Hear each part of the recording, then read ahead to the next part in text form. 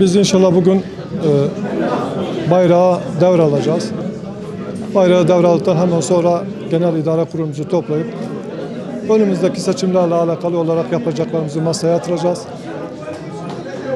Partinin bundan sonraki aşamada halkımıza daha çok hizmet etmek için yapılması gerekenleri bir kalem kalem yazıp inşallah halkımıza daha çok hizmet etmek için bu süreci bu şekilde geçirmeyi düşünüyoruz. Bizim halkımızın desteği, arkadaşlarımızın gayreti ve fedakarlığıyla Allah'ın izniyle halkımıza hizmet yolunda çok iş başaracağımıza inanıyorum.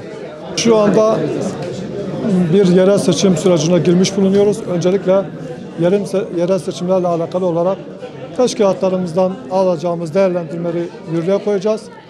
Ama biz bütün Türkiye'de her ilde, her ilçede teşkilatlanmayı düşünüyoruz. İnşallah bu seçim sürecinden sonra da bizim bu konudaki eksiklerimiz varsa onları tamamlamaya bir adım daha öteye götürmeye gayret edeceğiz Allah'ın izniyle. Biz konuşmadan dile getirdiğim bizim şartlarımız, şartlarımız zordur, sıkıntılarımız var. Bunları aşmak için daha çok çalışacağız, daha çok fedakarlıkta bulunacağız, daha çok gayret edeceğiz ki bu arayı kapatalım.